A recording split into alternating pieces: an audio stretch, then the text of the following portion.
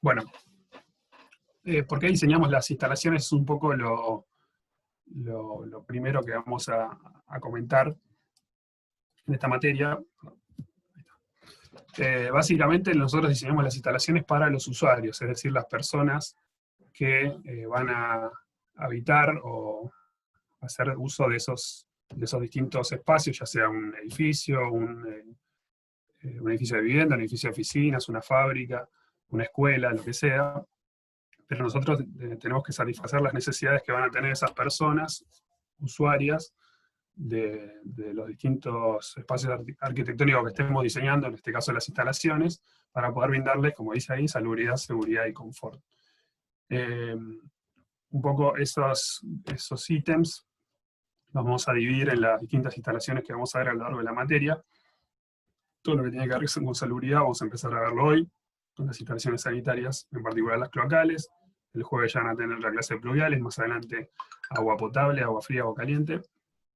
Las instalaciones de provisión de gas. Después lo que tiene que ver con la seguridad, vamos a ver las instalaciones de prevención contra incendio. Después ya el confort lo vamos a ver desde el punto de vista de la parte térmica, es decir, ventilación, calefacción y refrigeración. Y vamos a ver también el tema de las instalaciones electromecánicas, ya sea por un lado la parte eléctrica, por otro lado el tema de transporte vertical o ascensores. Todo relacionado, obviamente, en este caso, con el confort de los usuarios, como dijimos, que es el objetivo un poco del diseño de las instalaciones. Hablando ya más específicamente de saneamiento, nosotros tenemos que garantizarle a las personas que van a habitar lo que estemos diseñando o utilizarla, por un lado, la provisión abundante de agua potable. Vamos a ver cuánta agua potable necesitan esas personas y vamos a calcular y proyectar los distintos tipos de instalaciones, ya sea, como dije antes, agua fría o agua caliente.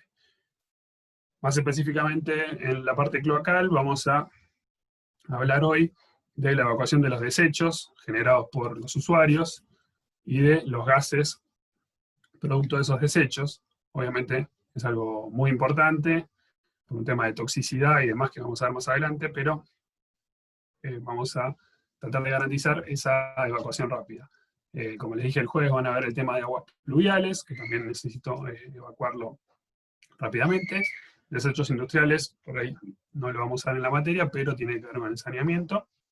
Y siempre hay que tener en cuenta el entorno, es decir, dónde está inmerso ese proyecto que nosotros estamos diseñando. ¿Por qué? Porque yo tengo que hacer un proyecto que evite contaminar ese entorno, es decir, los cursos de agua cercanos, el aire, el suelo y el subsuelo. Obviamente hay que siempre tratar de hacer un proyecto que sea ecológico de alguna manera y que no contamine el lugar en el cual está inmerso ese proyecto. Vamos a dar un pantallazo, algo que seguramente habrán visto en ingeniería sanitaria. Esto es el esquema de las cloacas máximas de la ciudad de Buenos Aires y alrededores, provisto por AISA. Nosotros vamos a suponer que nuestro proyecto, en el primer trabajo práctico, que el objetivo va a ser diseñar la instalación cloacal de un edificio de viviendas, vamos a estar dentro de un sistema como el de la ciudad de Buenos Aires, que tiene una red cloacal. En este caso, acá vemos la disposición de ese desecho sanitario, luego una planta de tratamiento, en este caso sobre el Río de la Plata. Este es el esquema, también desde cómo se hace para recolectar ese agua, que decíamos que yo tengo que proveerle agua potable a las personas, que en este caso están representadas como los usuarios de esta casa, y lo que yo voy a disponer después. Nosotros vamos a hablar de la parte interior, pero bueno, hay que saber qué es lo que se hace con esos desechos. Acá tienen unos esquemas de la construcción para que se den una idea de los tamaños que tienen esas cloacas, en este caso de la ciudad de Buenos Aires. El contexto, digamos, de reglamentación y de normativa Por un lado, el código de edificación del municipio. En el caso de Argentina, el más utilizado o el más copiado, por decirlo de alguna manera, es el de la Ciudad de Buenos Aires. Y después, distintas normas que van a encontrar en el campus dentro de la bibliografía de la materia, que yo insisto todas las veces que doy esta clase, que sea material de consulta continua para los trabajos prácticos, sobre todo para los primeros, para cloacal, para pluvial y para agua. Es la normativa de la ex Obras Sanitarias de la Nación, que van a ver que es una normativa que tiene una buena cantidad de años encima, pero que se sigue utilizando el día de hoy para todo lo que es el proyecto de las instalaciones que les mencioné recién. En el caso de gas, vamos a ver la normativa del Enargas, que también está disponible en el campus. Para incendio, como dice ahí, se puede tomar como referencia la normativa norteamericana. Obviamente cuando hablemos de materiales, vamos a referirnos a las normas IRAM, y todo lo que tiene que ver con el decreto de ley de higiene y seguridad del trabajo, que probablemente lo hayan visto o lo verán en alguna otra materia próximamente. Este esquema que les mostramos acá es un tema de, como dice el título, del uso del agua. Nosotros vamos a enfocarnos en esta materia, en lo que está a la derecha, que sería lo que dice el suministro privado. Esta parte pública la habrán visto, como les dije, por ahí en ingeniería sanitaria. Nosotros vamos a suponer, como dijimos, que tenemos una red pública de agua y una red pública local. Entonces, si tomamos el agua que vamos a utilizar en nuestro proyecto, que sería lo que está de la línea municipal hacia adentro, ingresa el agua fría de la proveedora, que podría ser AISA, por ejemplo, y nosotros vamos a alimentar con esa agua fría tanto los generadores de agua caliente, que después veremos cuáles van a ser, los artefactos sanitarios, de los cuales vamos a hablar hoy, y la instalación contra incendio, que también la veremos llegado el momento en la materia. De esos artefactos se generan desagües primarios y secundarios, vamos a hablar cuál es cada uno. Se puede hablar, vamos a hacer mención en la última parte de la clase, de la reutilización de las aguas grises, a qué se denomina aguas grises y para qué se usan. Y también vamos a hablar del agua de lluvia, que dijimos que la que cae dentro de lo que sería la parcela, o el suministro, digamos, la parte privada de un proyecto, yo tengo que disponerlo hacia, por ejemplo, un cordón cuneta, si tuviera un cordón cuneta. Hay una parte que se va a recuperar, que vamos a hablar en la clase del jueves, pero ténganlo en cuenta. Una vez que yo paso de los, digamos, desagües primarios y secundarios, tengo el desagüe cloacal, que lo dispongo, ya sea, como dice acá, un sistema dinámico o un sistema estático. Como verán, la diferencia es si está del lado público o del lado privado. Dijimos que vamos a suponer que estamos en, por ejemplo, la Ciudad de Buenos Aires y alrededores, que tiene un sistema dinámico, que es ese sistema de cloacas que hacíamos mención antes. Si yo no tuviera eso, claro, vamos a explicar un poquito más en detalle, vamos a hablar de un sistema estático. El ejemplo más clásico, para que se den una idea, es un pozo negro, un pozo absorbente, el cual uno lo construye dentro de su predio. Entonces, ahora vamos a hablar un poco, como lo decía antes, del sistema dinámico y del sistema estático. El dinámico, como les mencionaba previamente, es cuando yo tengo una red cloacal, como la que mostrábamos antes, con cañerías de gran diámetro, colectoras, redes externas, plantas de tratamiento y receptores naturales. El caso que les mostré de la Ciudad de Buenos Aires es el Río de la Plata, pero podría ser un lago, una laguna o infiltración en el terreno, obviamente siempre pretratando estos desechos, que vamos a hablar de su toxicidad, obviamente que son muy tóxicos, con lo cual hay que siempre recordar lo que decíamos al principio de evitar, ante todo, contaminar el medio ambiente en el cual está nuestro proyecto. El sistema estático, como les dije, es cuando yo no tengo nada de lo que está mencionado ahí arriba, entonces yo voy a tener que disponer, si hablamos de gran escala, de una planta de tratamiento propia. Por ejemplo, si yo construyo un barrio privado o un emprendimiento en un lugar aislado en el cual no tengo una red cloacal, yo voy a tener que disponer de una planta de tratamiento de desechos cloacales. si vamos al caso más chico, tengo una casita en un lugar, en un lote donde no tengo red cloacal, yo voy a construir, por ejemplo, un pozo absorbente, que es lo que está esquematizado acá en la parte inferior.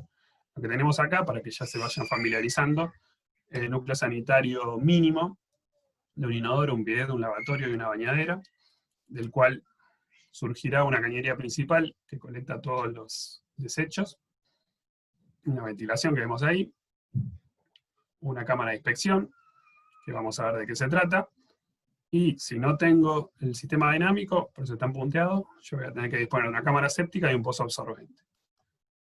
Puede dejarse previsto, por ahí en un lugar donde se está urbanizando, puede dejarse previsto para una futura conexión a una red del sistema dinámico.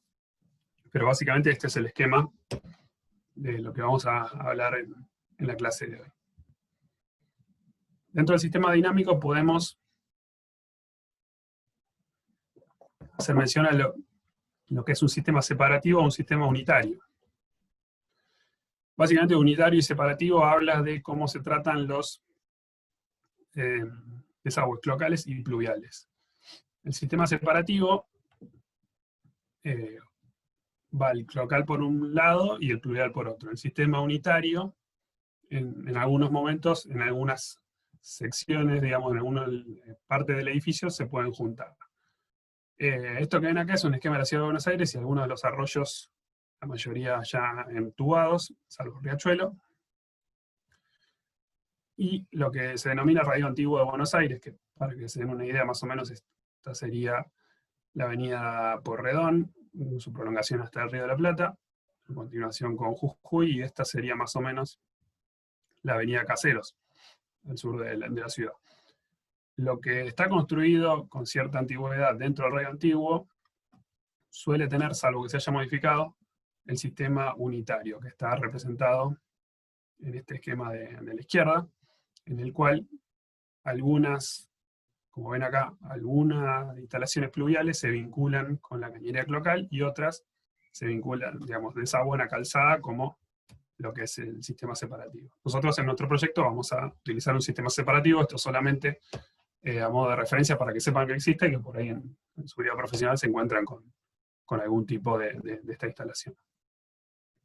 Después, en lo que refiere a ventilación, que vamos a ver que es muy importante hablar de la ventilación y vamos a hacer bastante hincapié en ella, podemos encontrarnos con sistema cerrado o abierto, o como dice ahí, inglés o americano. ¿Qué quiere decir esto? Nosotros vamos a hablar más y vamos a diseñar nuestra instalación con el sistema de abajo, el que es americano o abierto.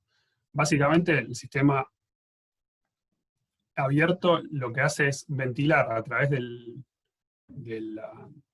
la cañería de ventilación que tiene mi edificio, por hablar de un edificio para hacer un ejemplo, toda la instalación cloacal propia, es decir, la instalación privada, y parte de la instalación pública. Es decir, algo muy importante, y para que ya se vayan familiarizando, los desagües cloacales van con digamos, el escurrimiento de los líquidos y sólidos en un sentido, y los gases, producto un poco de la descomposición de esos desechos, van en sentido opuesto.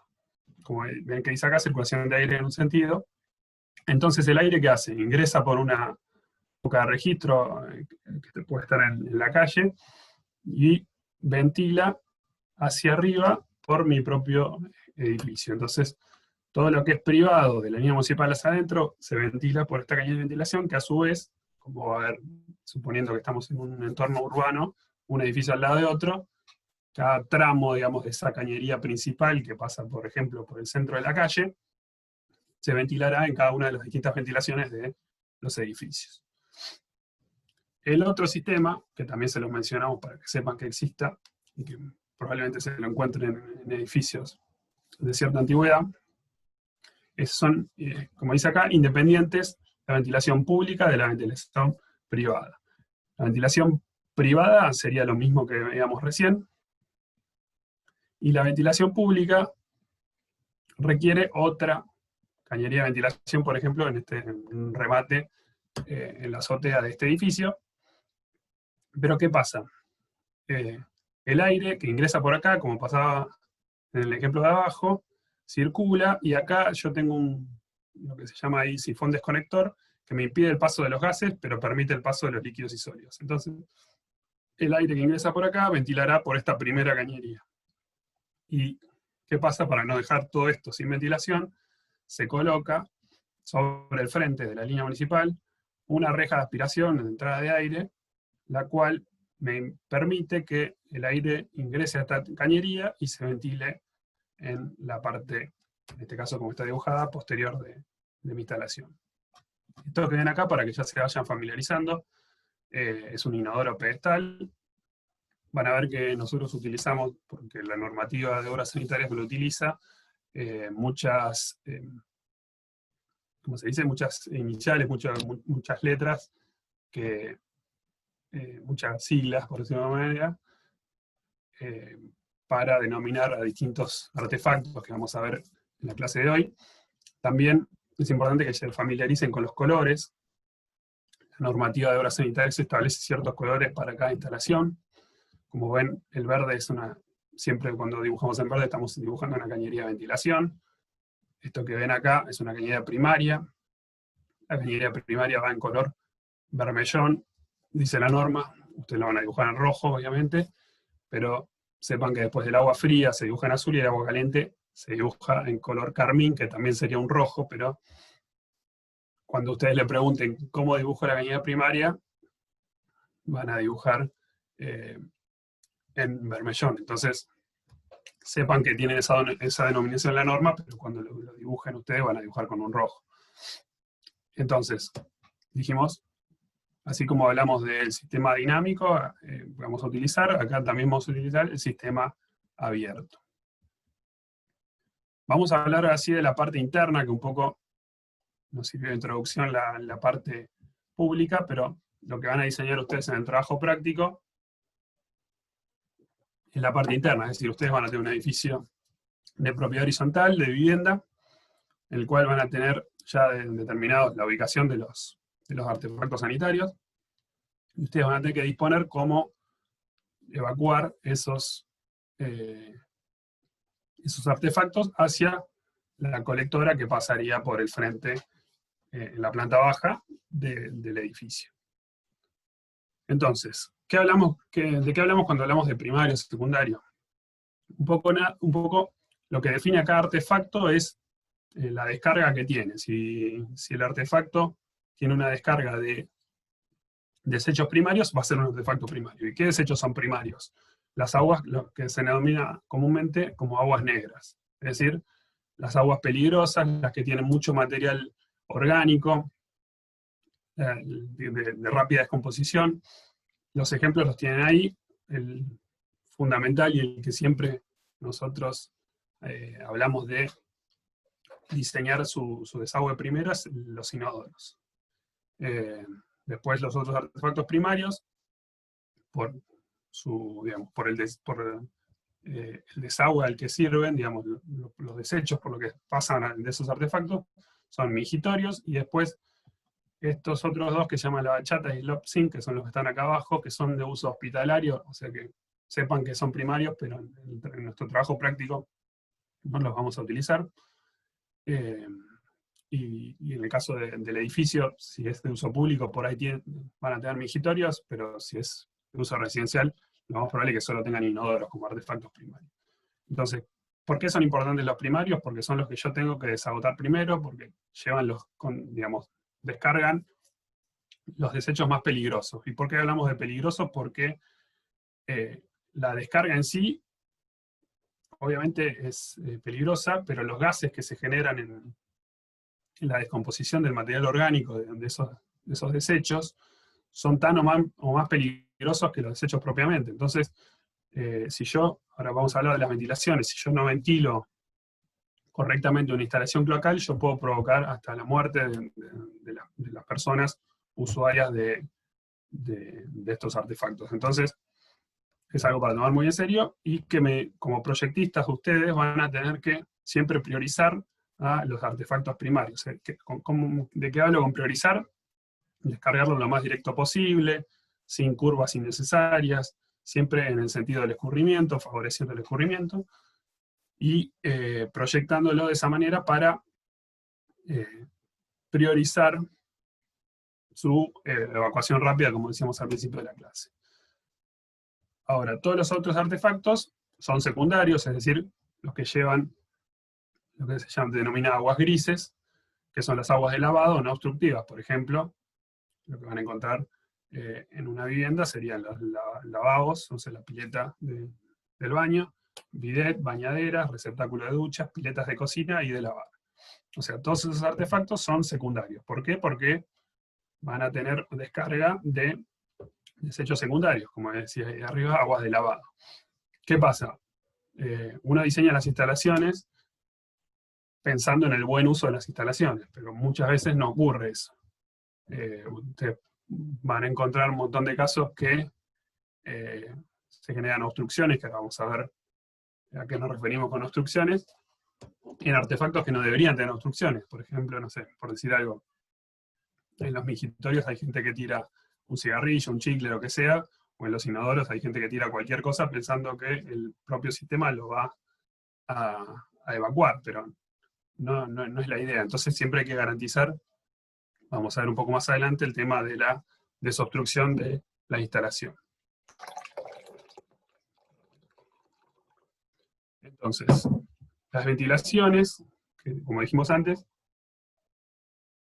van a servir para eliminar los gases producto de la descomposición del material orgánico y generar el equilibrio hidráulico necesario para el funcionamiento. Las instalaciones cloacales, salvo una excepción, van a funcionar siempre a presión atmosférica. Entonces, la ventilación me va a garantizar su funcionamiento a presión atmosférica. ¿Por qué? Por el mismo, digamos, para no forzar las uniones de los materiales con estos desagües y desechos que son tan peligrosos como mencionábamos.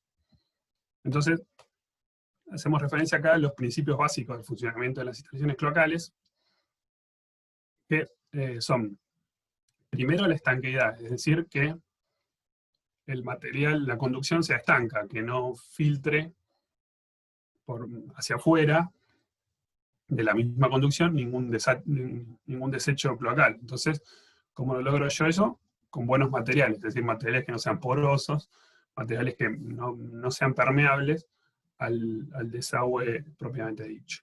La hermeticidad también es que no salgan los gases, digamos, como les dije, son altamente tóxicos, entonces yo tengo que sí o sí evitar que los gases pasen al ambiente. ¿Cómo lo logro yo? Con buenas uniones, obviamente la unión es lo crítico siempre en cualquier conducción lineal, y también lo logro con protecciones o cierres hidráulicos, que vamos a ver específicamente el tema de los sifones, que me impide el paso básicamente de los gases de un desagüe primario al ambiente donde está el usuario de ese artefacto. El escurrimiento por gravedad, que les mencioné antes, salvo una excepción, que también la vamos a ver, toda la instalación va a escurrir a gravedad. Yo eso lo logro con los diámetros adecuados, con las pendientes adecuadas y con las acometidas que se queda la vinculación entre las distintas cañerías. Como les mencioné recién, la desobstrucción es muy importante. Yo tengo que garantizar que toda la instalación la pueda desobstruir en algún momento, ya sea por un tema de uso habitual, de mantenimiento, o por el mal uso, como mencionábamos anteriormente. Entonces, yo tengo que, ¿cómo logro eso? Con accesos a las cañerías. Vamos a ver desde lo más básico hasta lo más complejo de accesos a cañerías, que me garanticen de esa manera el correcto funcionamiento, ya sea por tareas de mantenimiento o un caso particular que se suscite. Y el equilibrio hidráulico, dijimos, lo logro también con las ventilaciones. Acá tenemos un plano ejemplo de algo similar a lo que ustedes se van a poder encontrar en el trabajo práctico, también para que se familiaricen, como decía previamente, con los colores.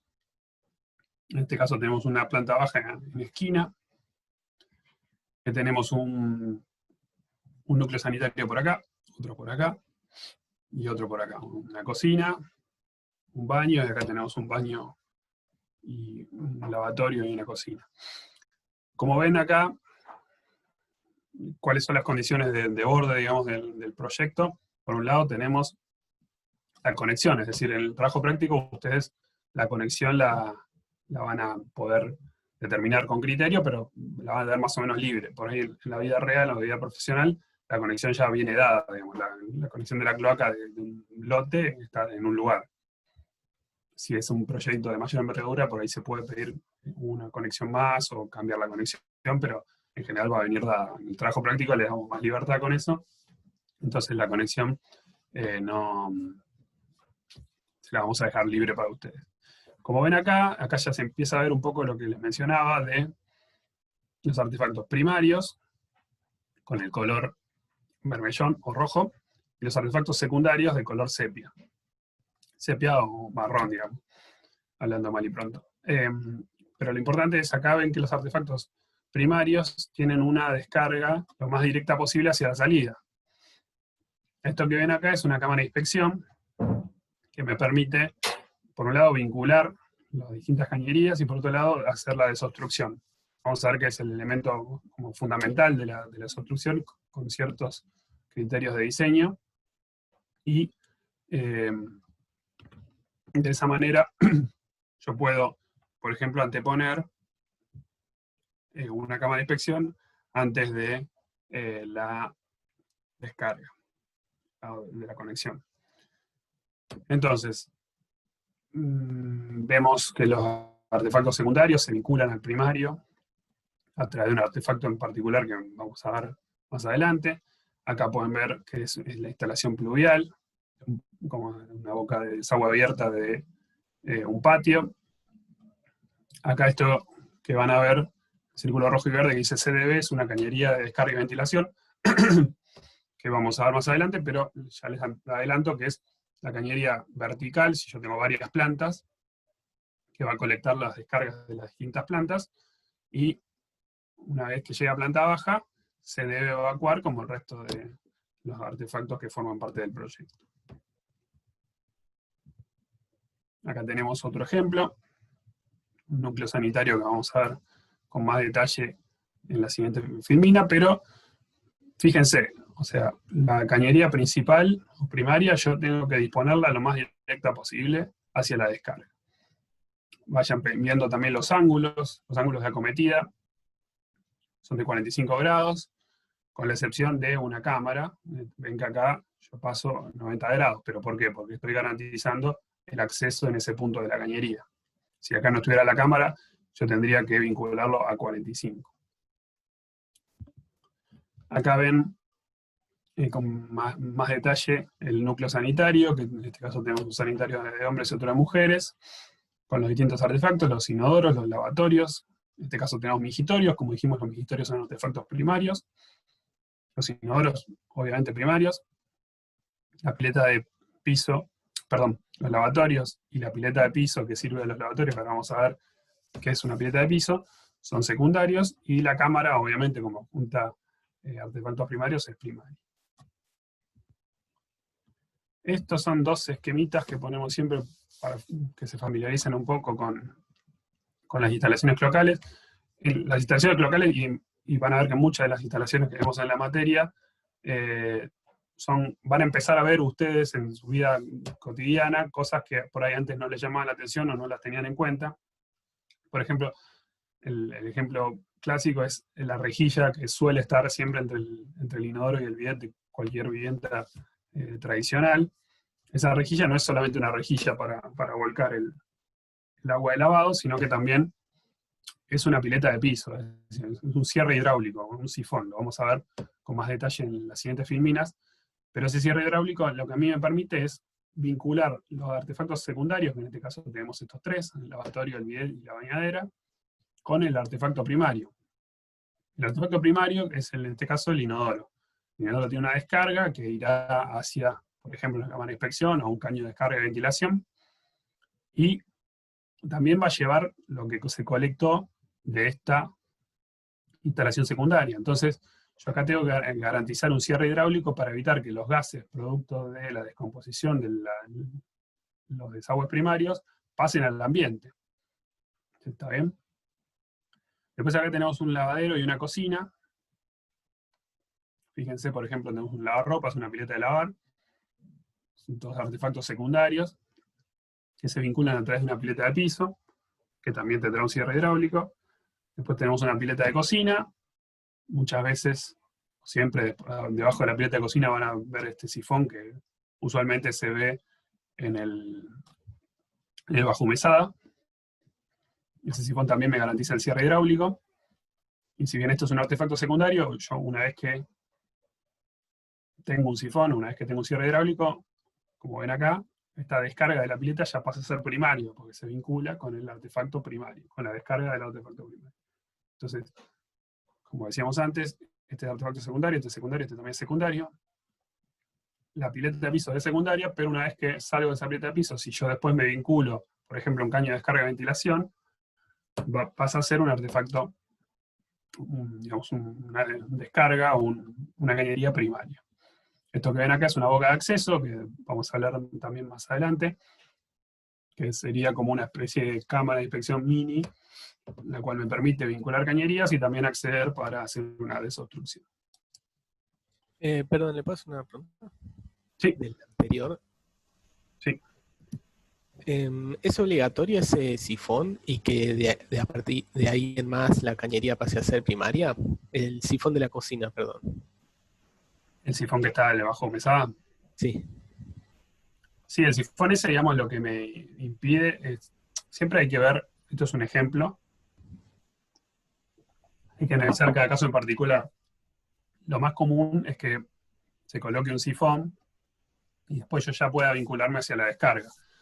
Como dijimos, esto es un artefacto secundario, pero muchas veces el uso hace que vaya más que agua de lavado, o sea, vayan materiales sólidos, que, no sé, restos de comida, lo que sea. Entonces es bueno que yo pueda interceptarlo de alguna manera, ya sea o con la boca de acceso o con el sifón. Pero lo más habitual es que se encuentre ese sifón. Perfecto, gracias. Tengo una pregunta en la rejilla del baño, que dijiste que hay que dar un cierre hidráulico y más por el tema de los gases. ¿Eso se da solamente con una diferencia de alturas? Y si es así, ¿cómo haces en una casa, por ejemplo, de 2 pisos o digamos que tenga otra Cierre hidráulico, configuración? ahora, perdóname, el cierre hidráulico, ahora lo vamos a ver, es una diferencia de pelo de agua de 5 centímetros. O sea, eso es lo que hace que el gas que circula en la parte primaria, digamos, impida su paso hacia el ambiente. Ahora lo vamos a ver, si queremos volver a preguntar si no lo explico. Hablamos antes brevemente de materiales. Esto por ahí lo va a explicar un poco más el ingeniero Barreneche cuando hable de la parte más práctica del tema. Los más usuales en la instalación cloacal son los materiales plásticos, que son livianos, que tienen buena resistencia, como el PVC o el polipropileno. Estos se los nombramos a modo informativo, pero hay algunos que ya no se usan, u otros que prácticamente por ahí se lo encuentran en alguna instalación antigua, pero o sea, ustedes van a diseñar probablemente con PVC o polipropileno.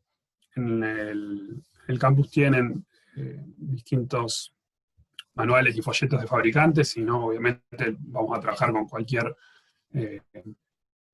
fabricante que tenga representación, o sea, argentino, para diseñar el proyecto, porque ustedes pueden diseñar un proyecto muy bien desde el punto de vista del diseño, pero si lo hacen con un material que no se consigue, es lo mismo que no haberlo hecho.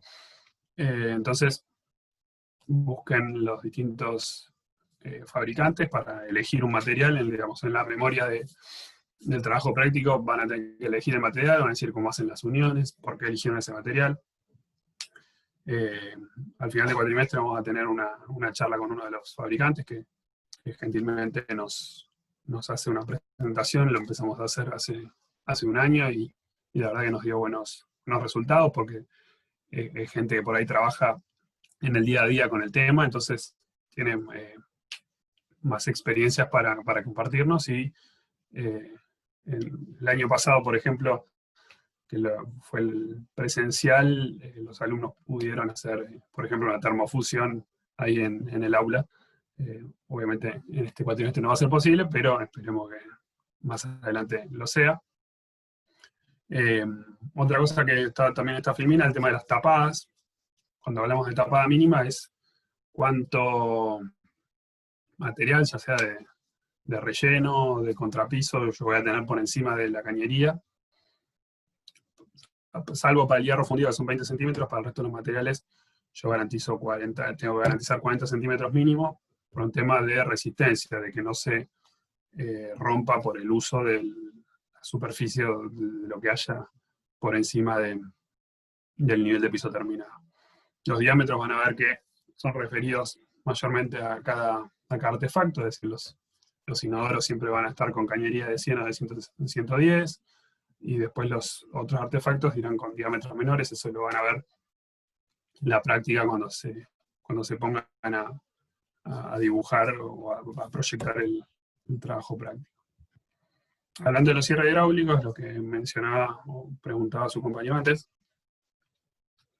pueden estar, se los denomina comúnmente sifones. Pueden estar dentro de un artefacto o pueden ser un artefacto propiamente dicho. Hay algunos artefactos, vamos a ver cuáles, que lo tienen incorporado, entonces yo coloco solamente el artefacto y yo ya garantizo el cierre hidráulico. Y hay otros que necesitan la colocación de un artefacto sifón específicamente. Estos están, digamos, se nombran en este caso por la forma, la letra esta, P, Q, S y U, representan un poco la forma, pero básicamente todos cumplen con lo mismo. Garantizar un nivel de agua permanente del orden de los 5 centímetros, que me impida el paso de los gases, digamos. Acá yo estaría, donde está el diámetro estaría como el usuario del baño que veíamos recién, sobre la rejilla de esa pileta de patio. Entonces, si yo los gases que se generan aguas abajo del sifón, no quiero que pasen, yo los voy a impedir con este pelo de agua de 5 centímetros, entonces todos los gases de la descarga primaria que están más abajo, aguas abajo de este sifón, no van a poder pasar siempre y cuando esto se mantenga. Esto puede que no se mantenga. Cuando se rompe un sifón, se llama desifonaje, que podría ser, ya sea por una pérdida del material propiamente que conforma el sifón, por la evaporación del agua, digamos. Hay muchas veces que, por ejemplo, si un baño está mucho tiempo sin usarse, uno empieza a sentir un poco de dolor feo. En parte es por eso, por el tema del desifonaje. Si esto se empieza a evaporar, llega un punto en el cual todos los gases pasan directamente al ambiente, lo cual es bastante peligroso. Otra forma de que se rompa el sifón, que vamos a ver más adelante, es si acá se genera una sobrepresión que hace que esto me empuje el agua hacia afuera del sifón, entonces yo podría romper el sifón de esa manera, o si se provoca una succión aguas abajo. Si hay una succión aguas abajo, este agua se va con la descarga y después no me queda esa reserva de 5 centímetros de pelo de agua para garantizar que no pasen los gases al ambiente. En este caso, bueno, es lo mismo que veíamos antes, por ahí con algún acceso al sifón. No tenemos otros ejemplos de lo que pueden encontrarse con distintos fabricantes. Bajo la descarga de una pileta, por ejemplo, que medíamos recién. Siempre van a ver que tenemos esa diferencia de altura que me permite garantizar ese volumen de agua para que el sifón no se rompa. Vamos a hablar de los inodoros, que como dijimos, de los artefactos primarios por excelencia. Este tipo de inodoro se denomina inodoro pedestal. El inodoro pedestal tiene incluido el sifón dentro del mismo artefacto, es decir, yo no tengo que colocar un sifón aguas abajo del mismo, porque ya cuando coloco el artefacto lo tengo incorporado a ese sifón. Acá van a ver el que se denomina, como su nombre lo indica, tipo sifónico, que es el más tradicional, y estos de arrastre que ya no se ven tanto, por ahí lo encuentran en alguna casa vieja, que en los dos casos, como ven, se cumple el tema ese del pelo de agua de 5 centímetros, por lo menos, para garantizar que lo que pasa aguas abajo, sobre todo los gases que dijimos que son de alta toxicidad, los gases no pasen al ambiente donde está este inodoro. Acá en este esquema pueden ver, acá tenemos de vuelta ese cierre hidráulico de 5 centímetros, y en este caso está también mostrado cómo se conecta, es decir, con un codo a 90 grados bajo el inodoro, y en este caso una vinculación en lo que podría ser una cañería de descarga y ventilación vertical del edificio. Después tenemos otro tipo de inodoros, a ver si alguno me puede decir cómo se llaman estos dos. Turcos, ¿no es? Y este es inodoro a la turca, que, como ven acá, está al mismo nivel la palangana que recibe la descarga, recibe los desechos, al mismo nivel que el local. Y en este caso que está sobrelevado, esto se llama inodoro común. Es muy importante no confundir el inodoro común con este inodoro, que es el inodoro pedestal. Ustedes van a diseñar, en el caso de las viviendas del trabajo práctico, con inodoros pedestales, pero por ahí en algún lugar público se pueden llegar a encontrar con estos tipos de inodoros antivandálicos que se denominan, obviamente antivandálicos porque no se pueden desangular fácilmente. El inodoro pedestal tiene unos bulones que, como ven acá, pueden sacarse para hacer tareas de mantenimiento, obviamente, por el ejemplo más común, pero estos inodoros no. Están fijados, por ejemplo, a esta losa, o en este caso una mampostería sobre la losa. ¿Qué tiene estos inodoros? Que el inodoro en sí no tiene un sifón, como veíamos en el caso anterior. El sifón se coloca como un artefacto aparte. Ven acá un sifón tipo P, bajo la descarga de la palangana. Entonces, ¿por qué es importante que, bueno, estos inodoros se los pueden llegar a encontrar, como decía, en lugares públicos, no sé, un estadio de fútbol, una estación de trenes o lo que sea? ¿Cuál es la diferencia entre uno y otro? Obviamente, como el nivel de piso determinado acá coincide con la descarga, yo puedo volcar acá el agua de lavado. Como acá está sobrelevado, yo no puedo volcar el agua de lavado del recinto ese, digamos. Siempre hay que pensar cómo se va a hacer el mantenimiento de la instalación, entonces yo tengo que disponer de distintos artefactos para que pueda lograrlo. Entonces, en este caso, como ven acá, se coloca una pileta de patio que sirve para recolectar el agua de lavado del local del inodoro común. Esta pileta de patio, acá no está bien representado el color, también es primaria, porque si bien va a servir al agua de lavado, este recinto, el recinto del inodoro común, se considera como un recinto sucio, se dice normalmente, entonces esa pileta de patio pasa a ser, es primaria, más allá de que sirva solamente agua de lavado. Estos dos inodoros obviamente son artefactos primarios. El sifón, este que se coloca, es un artefacto primario. Y esto que ven acá, que dice caja de plomo, latón o hierro fundido en ambos casos, es lo que se llama boca de inspección. ¿Por qué yo tengo que colocar una boca de inspección? Porque si yo tengo una obstrucción que ocurre aguas abajo del sifón, yo tengo que poder desobstruirla. Y en este caso, como ven más claramente, yo no puedo hacer una desobstrucción desde el inodoro. ¿Por qué? Porque tengo todo el sifón aguas abajo. Entonces, yo tengo que garantizar la desobstrucción por distintos tipos de desobstrucción desde esa boca de inspección, que básicamente es una tapa, una cañería a 45 que se vincula con la descarga de aguas abajo del sifón. Entonces, esa tapa obviamente tiene que estar cerrada porque acá yo no tengo un cierre hidráulico que me impida el paso de los gases. Entonces yo lo cierro. Ustedes van a ver que es como esas rejillas que están tapadas. Entonces, de esa manera, solamente se abre cuando yo tengo que hacer una tarea de mantenimiento y desobstrucción de aguas abajo. La parte anterior al sifón se desobstruye con sopapa.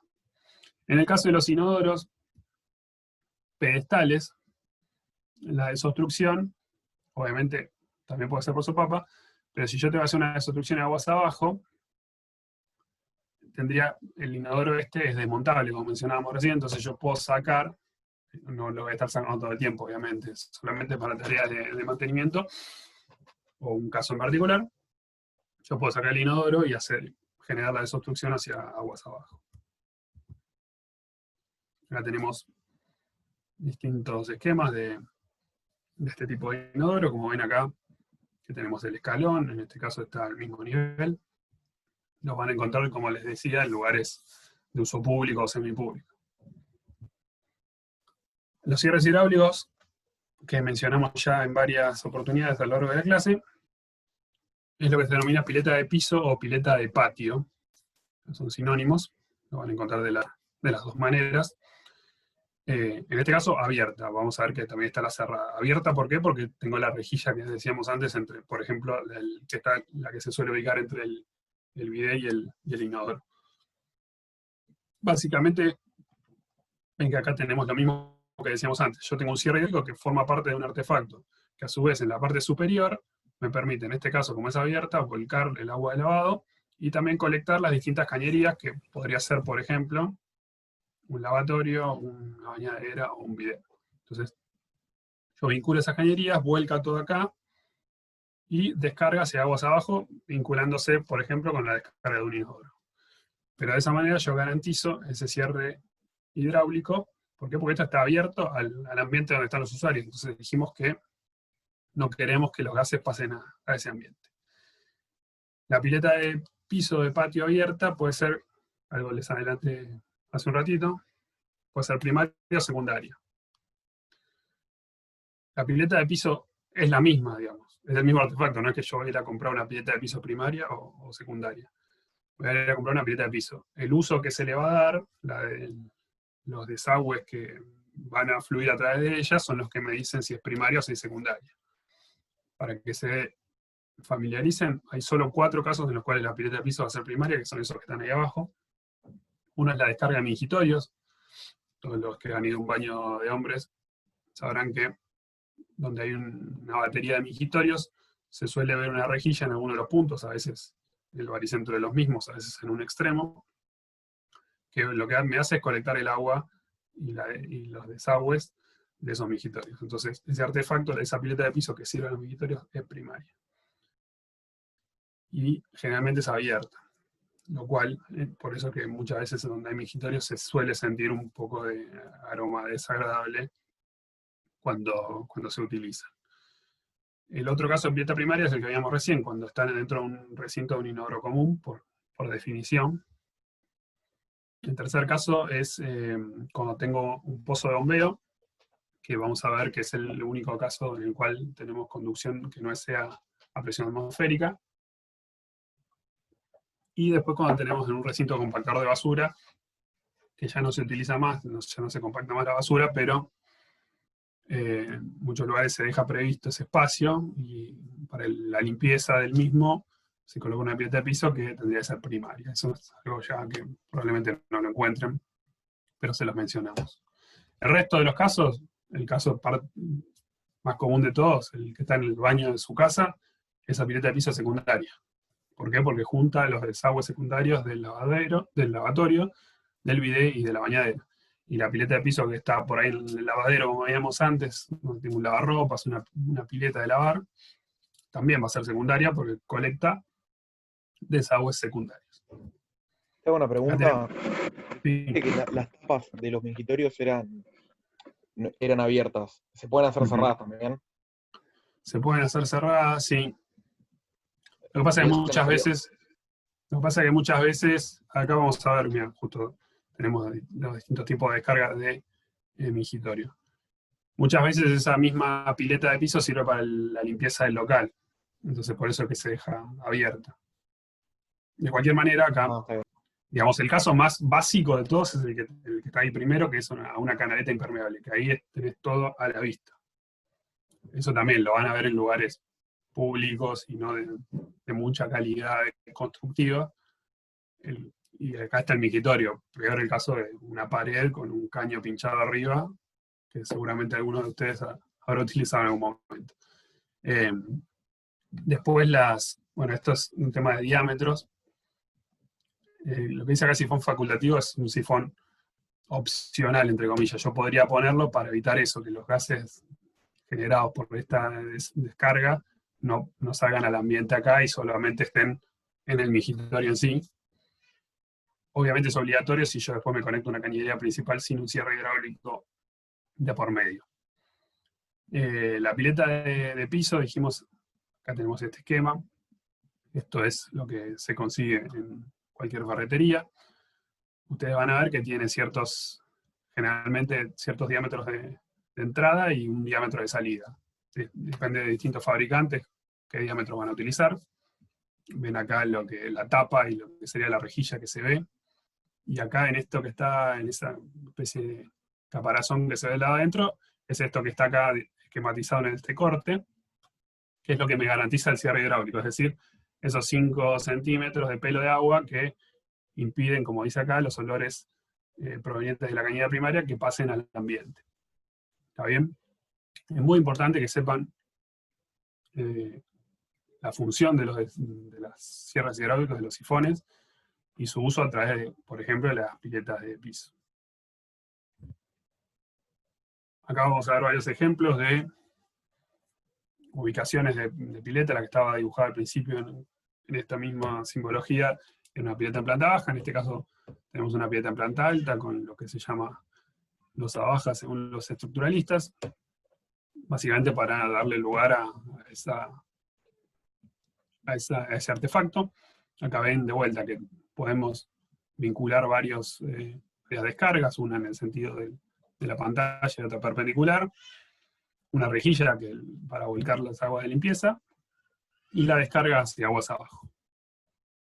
En este caso tenemos una pileta tapada, que a diferencia de la anterior no tiene esa rejilla, sino que tiene 2 cierres, que vamos a ver algunos casos de donde utilizar una pileta tapada, pero el funcionamiento es el mismo del que veníamos mencionando antes, solamente que en este caso ven que se agrega, por ejemplo, una ventilación si yo tengo que ventilar esa pileta.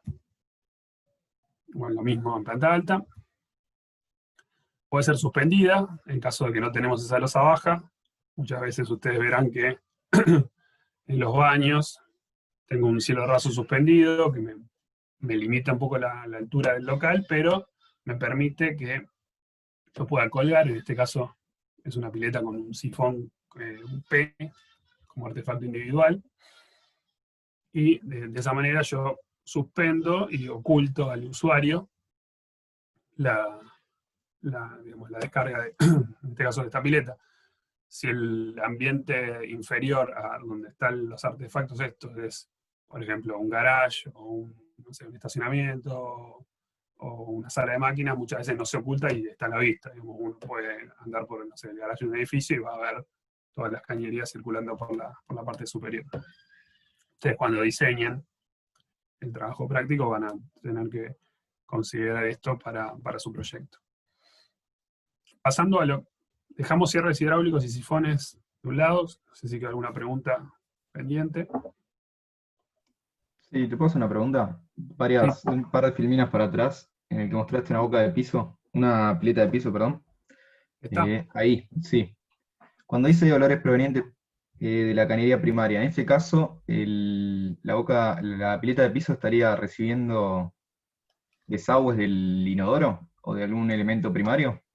No, los desagües, fíjate que son estos que tenés a la izquierda, recibe desagües de artefactos secundarios y se vincula con una cañería primaria aguas abajo, con la flecha esta verde, la que sería la flecha más marrón, acordate que dijimos, los gases circulan en un sentido, los líquidos y sólidos en otro. Entonces, los gases que se generan en la parte primaria tratan de volver por la cañería, pero se encuentra con esta pileta que impide el paso hacia el ambiente. Entonces, indefectiblemente, van hacia la cañería primaria. ¿Está bien? Gracias. ¿Una otra pregunta? Si no, pasamos a los accesos a las cañerías. Vamos a ir de lo menos complejo a lo más complejo. Primero, los 2 primeros son prácticamente iguales. La única diferencia es el diámetro de aguas abajo. La boca de acceso tiene un diámetro de 100, y el empalme de acceso tiene un diámetro de 60 aguas abajo. Pero las funciones son las mismas. Como ven acá, estos son 2 ejemplos de un catálogo. La boca de acceso ya no tiene un cierre hidráulico, ven que no tengo ningún pelo de agua acá adentro, sino que solamente me permite vincular cañerías, como ven acá, los fabricantes, vincular cañerías y permitir, en caso de ocurrir alguna obstrucción, yo levanto esa doble tapa que ven acá, y accedo a la cañería. Entonces puedo sustituir hacia aguas abajo o hacia aguas arriba, a los distintos artefactos. Esta boca de acceso o empalme de acceso la van a ver muchas veces en las cocinas, como mencionábamos en el esquema del principio. Yo tengo la pileta de cocina, tengo el sifón en el bajo mesada, y después tengo la descarga. Como esa descarga por ahí muchas veces se vincula a una cañería primaria, yo tengo, el cierre hidráulico lo pone el sifón del bajo mesada, pero tengo que garantizar la desobstrucción, como dijimos, por el mal uso o por tareas de mantenimiento. Esa desobstrucción la garantizo, en este caso, con una boca de acceso o un empalme de acceso. ¿Cuándo elijo una y cuándo elijo otra? Depende del proyecto que yo tenga, depende de lo que tenga aguas abajo. Yo si necesito cambiar de diámetros, van a ver en los fabricantes que hay otros artefactos que se llaman cuplas de reducción, que vengo con un diámetro más grande y salgo con un diámetro más chico, o viceversa. Entonces, yo voy a elegir una u otra, depende de lo que tenga aguas abajo. Sepan que existen las dos, que cumplen las mismas funciones, solamente cambia el diámetro de salida. En la boca de acceso 100, en empalme de acceso 60. No se confundan con las piletas, acá no tenemos cierre hidráulico, solamente acceso. Entonces, cuando vean esta especie de rejilla tapada y con 4 tornillos, sepan que abajo no tiene el cierre hidráulico, por eso está tapada, y que solamente se saca para realizar tareas de desobstrucción. Yendo a la cámara de inspección, que dijimos que es como el artefacto más importante para la desobstrucción, que ya lo vieron en algunos esquemas del principio. La cámara de inspección se puede construir, como está mostrada ahí, con mampostería, con roca impermeable, con una base de hormigón pobre, o se puede comprar prefabricada, vamos a ver algunos casos. Pero la función es la de vincular cañerías y de permitir el acceso para la desobstrucción, tanto aguas arriba como aguas abajo. Ustedes van a ver la cámara de inspección muy posiblemente en los primeros metros de cualquier edificio o casa o lo que sea que estén diseñando o que puedan encontrarse. ¿Por qué? Porque esa cámara de inspección, yo tengo que, por un lado, la exigencia, digamos, vamos desde el principio. La cámara de inspección me permite desobstruir hacia aguas arriba y hacia aguas abajo, dijimos. ¿Cuánto puedo desobstruir? 15 metros hacia aguas arriba y 15 metros hacia aguas abajo. ¿Por qué? Por una cuestión de la misma técnica desobstructiva y de los elementos que se utilizan para la desobstrucción. Entonces, esos 15 metros hacia aguas arriba y hacia aguas abajo me dicen que yo puedo separar dos cámaras hasta 30 metros una de otra.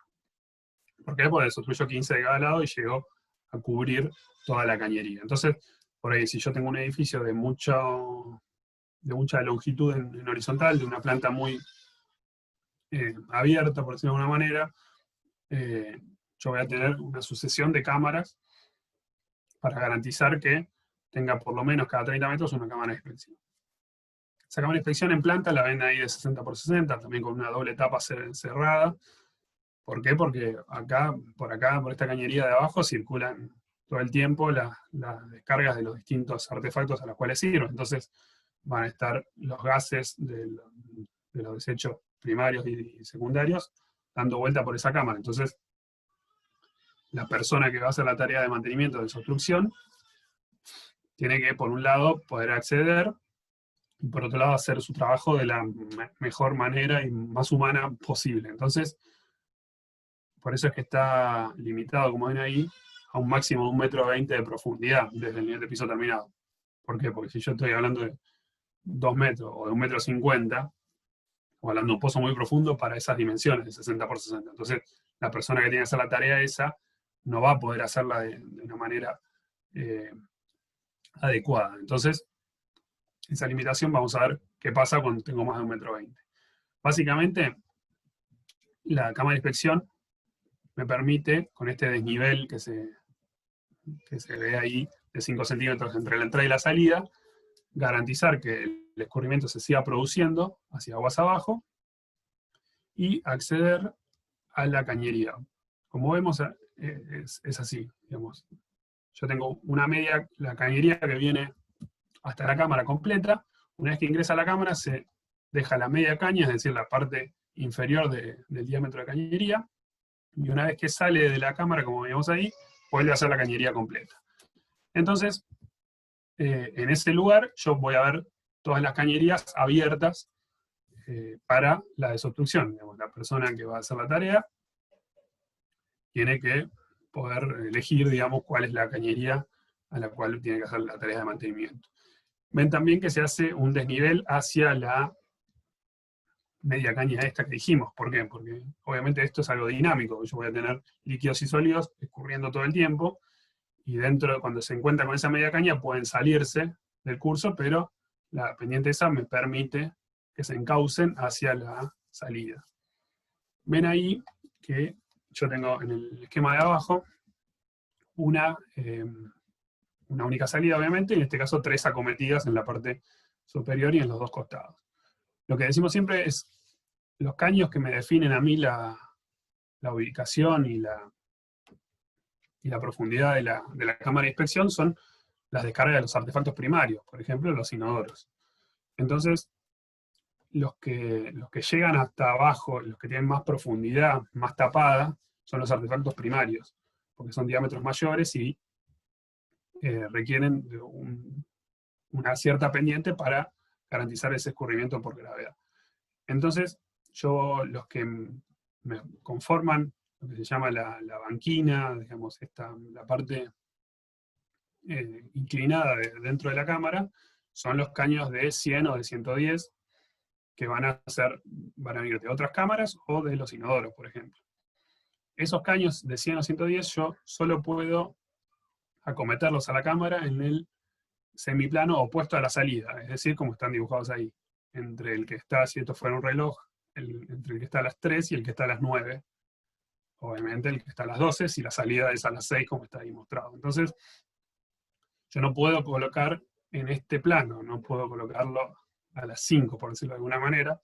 ¿Por qué? Porque voy a generar una contracorriente dentro de la cámara. Entonces dijimos que yo tengo que facilitarle las cosas a la persona que hace la desobstrucción y tengo que favorecer el escurrimiento. Entonces, si yo coloco un caño acá, abajo, muy cerca de la salida, yo voy a colocar generar una contracorriente, una turbulencia y algo totalmente indeseado, tanto para el funcionamiento en sí como para las tareas de mantenimiento. Los que sí pueden entrar en este semiplano del semiplano de la salida son caños, por ejemplo, que vengan de previo paso por una pileta de piso, por ejemplo, de una pileta de lavar. ¿Por qué? Porque te vengo con diámetros menores, y como van a ir a menores profundidades, probablemente vuelquen sobre el costado de la cámara de inspección. Eso por ahí ahora es más raro, pero cuando empiecen a dar los ejemplos en las clases prácticas van a darse cuenta de lo que estoy hablando. Acuérdense, lo más importante, obviamente esto tiene que estar en lugares comunes, es decir, pasillos, garajes, todos lugares que yo pueda garantizar el 100% del tiempo el acceso. ¿Por qué? Porque, como dijimos, es el elemento madre de la desobstrucción. Entonces, sí o sí, si ocurre una obstrucción, las descargas de los artefactos se siguen provocando por la presencia de los usuarios en el proyecto. Entonces, como se siguen generando desechos, por algún lado va a terminar estallando, entre comillas, si hay una obstrucción, por ejemplo, en la salida principal de un edificio. Entonces, siempre tengo no puedo colocarlo en un local o en una vivienda de ninguna manera. Yo sí o sí tiene que estar en lugares públicos, digamos, semipúblicos, estamos hablando de un local privado. Y como les dijimos antes, se desobstruye 15 metros y yo tengo que garantizar que el primer punto de acceso a la cañería, es decir, la primera cámara dentro del lote privado, esté en los primeros 10 metros. ¿Por qué? Porque se deja como una revancha de 5 metros entre la línea municipal y la colectora que pase por el frente del edificio. Es decir, la cámara me permite desobstruir los primeros 10 metros de mi proyecto y los siguientes 5 metros que van hacia la parte pública. ¿Por qué? Porque la obstrucción podría provocarse en los últimos 5 metros hasta la colectora. Entonces, dentro de los primeros 10 metros yo voy a colocar un punto de desobstrucción. Una cámara, una boca, como vamos a ver más adelante. Después ya sí puedo espaciarlos cada 30 metros, hasta 30 metros. Obviamente cada proyecto es distinto entre sí, por ahí la separación le da menos de 30 metros, no es que tiene que poner sí o sí 30 metros, porque como me permite conectar distintas descargas, ustedes van a ver que depende de cómo tengan ubicados los núcleos sanitarios del edificio, les va a convenir cierta disposición en planta de las cámaras de inspección. Acá vamos a ver el caso de cámaras de mayor profundidad. Como dijimos, yo tengo que facilitar las tareas de desobstrucción, entonces, si tengo más de 1,20 m de profundidad entre el nivel de piso terminado y el fondo de la cámara, yo lo que voy a hacer es un ensanche en la parte inferior de hasta 1 metro para darle espacio a la persona que hace las tareas de desobstrucción. Entonces, si bien en la parte superior yo voy a dar la misma tapa de 60 por 60, una vez que se levanta eso, van a dar un ensanche de la cámara, y como se agranda, el desnivel ya no es de 5 centímetros, sino es de 10 centímetros entre la entrada y la salida. ¿Está bien? ¿Alguna pregunta sobre esto? Lo que vimos en la cocina, la cámara esa, ¿era también cámara chiquita? No, la que vimos en la cocina era una boca de acceso. Ah, está bien, está bien. Y la otra pregunta es, ¿la cámara de inspección tiene como los canales tallados en el fondo o es curvo? Se deja generalmente, digamos, si se construye en el lugar, como ven acá, esto se hace un contrapiso y se deja la media caña esta. Si no, puede ser, como ven en este caso, que son prefabricadas, ya el mismo molde viene con la forma, así como veíamos antes en la pileta de piso que me dice por dónde van a ingresar, el mismo molde me dice, me dibuja, digamos, me ahueca esa media caña de los caños que ingresan y la de la salida, como ves acá en la izquierda. O sea, ya viene predeterminado. Si yo la construyo en el lugar, puedo darle más variedad de ángulos de ingreso con las restricciones que decíamos antes. Perfecto, gracias. Bueno, este es un ejemplo de unos fabricantes. Van a ver que en la bibliografía hay muchos. Solamente se los pongo a modo ilustrativo para que sepan que existe. El cojinete o banquina es eso que decíamos recién, el fondo con pendiente hacia el escurrimiento. Y es donde va a apoyar los pies la persona que hace la desobstrucción, por eso que tiene que tener cierto espacio también. Bueno, si eso no es chiquita como esa, va a estar más complicado. La boca de inspección es el siguiente elemento de desobstrucción que veíamos cuando hablamos del inodoro común. El inodoro es el que estaba sobrelevado. La boca de inspección cumple más o menos las mismas funciones que la cámara, solo que no me permite vincular cañerías y solamente desobstruye hacia aguas abajo.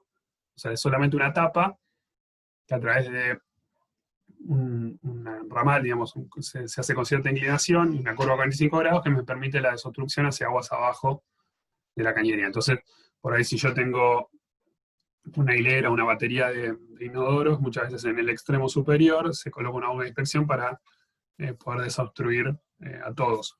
También se utiliza, como ven acá, supónganse que tienen un edificio que tiene subsuelo en toda su planta, y no pueden construir ustedes, o sea, la cámara de inspección va a estar sobre el terreno, construida sobre el suelo. Si yo tengo un subsuelo, yo no puedo colocar una cámara de inspección colgando del techo. Entonces, en esos casos, sí o sí van a tener que recurrir a bocas de inspección, como ven ahí, suspendidas. Pero acuérdense que desobstruye también 15 metros solamente hacia aguas abajo. Si tengo como el dibujo abajo, otra cañería que viene ahí, hasta 15 metros, yo debería colocar otra boca de inspección aguas arriba. ¿Está bien? Esto un poco resume, esta imagen está sacada de la norma de obras sanitarias, ahora vamos a ver varios esquemas sacados de ahí. Vuelvo a recomendar que lo hagan material de consulta frecuente, está en el campus, no tienen que rebuscársela por ningún lado, nosotros se las damos. Básicamente lo que ven acá, lo que decíamos antes, en los primeros 10 metros desde la línea municipal, tengo que poner una cámara de inspección o una boca de inspección, y después puedo separarme hasta 30 metros al siguiente punto, que puede ser una cámara o una boca. En este caso, ven que está representado como una boca de inspección, entonces a los 15 metros se vincula a otra cámara. Y lo que ven acá a la izquierda son distintos artefactos, ya con su nomenclatura de la normativa: el inodoro a la turca, el inodoro común, o el inodoro pedestal, que es el más habitual, dijimos. Ven que el inodoro pedestal yo puedo alejarlo hasta 30 metros de la cámara de inspección. ¿Por qué? ¿Quién me puede decir por qué? Porque lo puedes obstruir desde el mismo inodoro. Correcto, desde el inodoro yo puedo desobstruir 15 metros aguas abajo, y los otros 15 metros los obstruyo desde la cámara. En cambio, los otros inodoros, la turca o el común, ven que si yo coloco una boca de inspección aguas abajo, como en los esquemas que vimos al principio, yo desobstruyo 15 metros desde la boca y 15 metros desde la cámara. Pero si no tengo estos ramales con boca de inspección, como es el caso de acá abajo, los puedo dejar hasta 15 metros, porque desobstruiría solamente desde la cámara. ¿Está bien? Perdón, le hago una consulta. Sí. Estos 30 metros son suponiendo que esté en la misma planta, ¿no? O sea, no son lineales de cañería. Quiere decir, si mi piso mide 3 metros de altura y ahí tengo un caño vertical, ¿cuentan esos 3 metros? ¿O? Acá estamos hablando siempre de una misma planta. Perfecto. Cuando tenemos distintas plantas, vamos a resolver las distintas cañerías planta por planta. Digamos, en el edificio ustedes van a tener la planta baja, un subsuelo, a veces no, y después plantas tipo y azotea.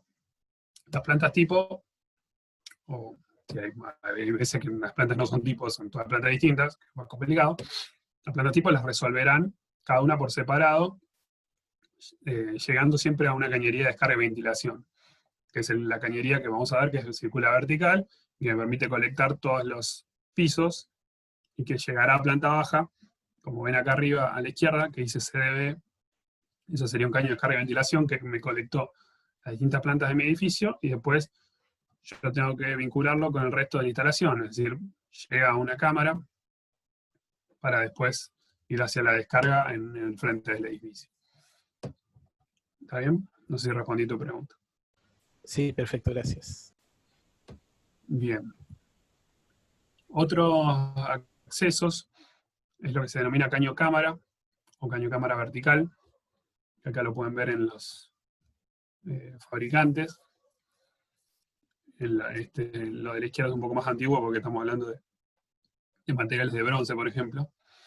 El caño cámara me permite la desobstrucción cuando yo tengo un cambio de dirección. Digamos, los puntos críticos donde se producen las obstrucciones son donde tengo cambios de dirección. Por ejemplo, como veíamos antes, la cámara de inspección en una planta, yo vengo y hago una curva de 90 dentro de la cámara. Como es a 90 grados, es un punto medio crítico. Pero como le estoy dando acceso en la misma cámara, estaría funcionando mejor.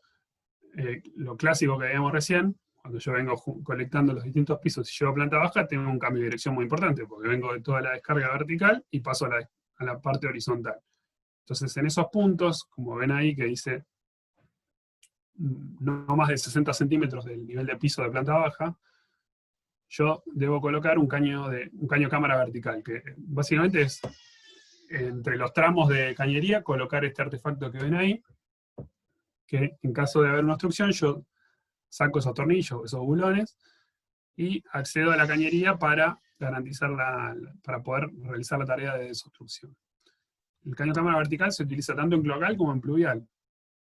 ¿Por qué? Porque en el pluvial, si bien se supone que solamente van a ser los líquidos producto del agua de lluvia, también puede ser que venga algún material sólido producto de la limpieza de los balcones o de la limpieza de una azotea. Entonces, lo van a ver en la clase de pluvial el jueves, también se colocan los caños cámara en esa instalación. De esa manera, como veíamos acá, ven que arriba a la izquierda dice CDB con CCB. Es caño de descarga y ventilación con caño de cámara vertical. Entonces, desde ese caño cámara yo puedo sustituir 15 metros y los otros 15 metros desde la cámara. ¿Está bien? O sea, en todas las bajadas que tengan ustedes del cloacal y del pluvial van a tener que colocar un caño cámara vertical que lo van a ver en el corte del edificio. Después hay otros accesos, como ven acá abajo a la izquierda, que donde tengo cambios de dirección, como decíamos recién, se pueden provocar obstrucciones. Entonces, donde hay una curva o donde hay una cometida 45, a veces se coloca una tapa para facilitar la desobstrucción. Hablamos de pendientes ahora. Las pendientes reglamentarias dependen del diámetro de la cañería. Esas pendientes tienen que garantizarse para que me permita escurrir a gravedad.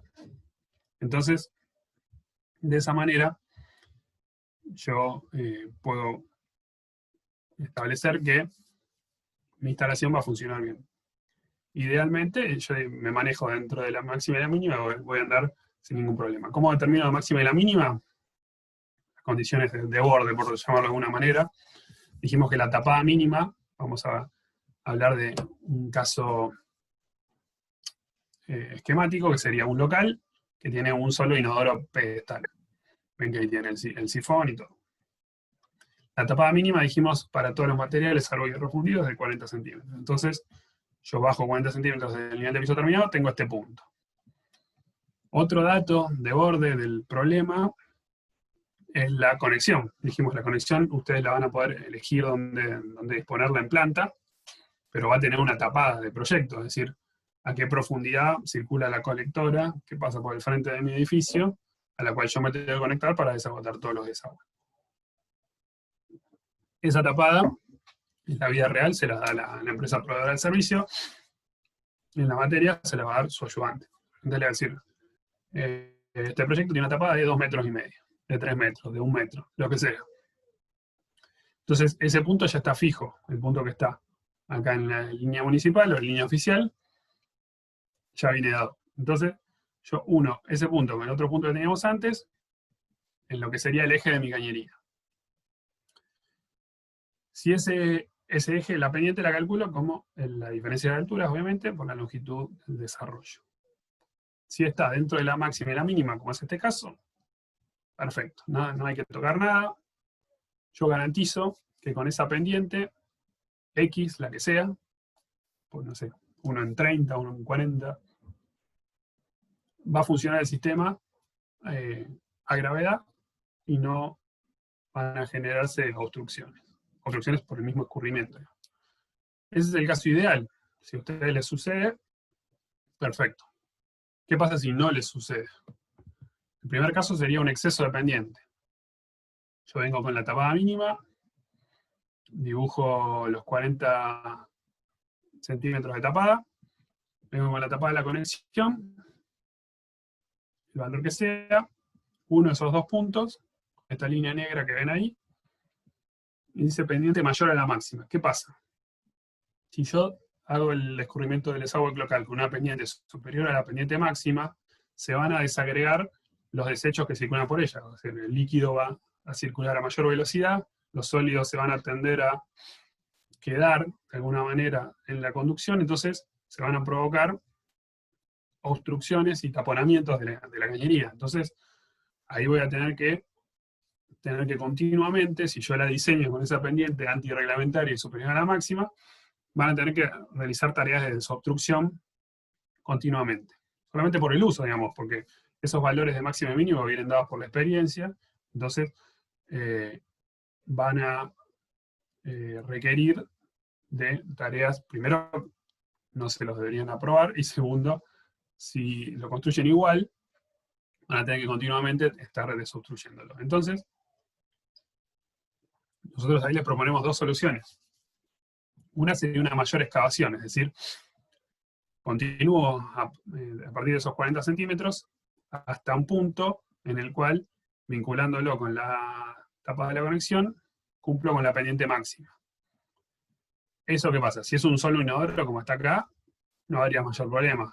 Sería excavar un poco más. Pero si yo tengo un proyecto de mayor envergadura, voy a tener, obviamente, mayor costo. Si yo tengo que profundizar todas mis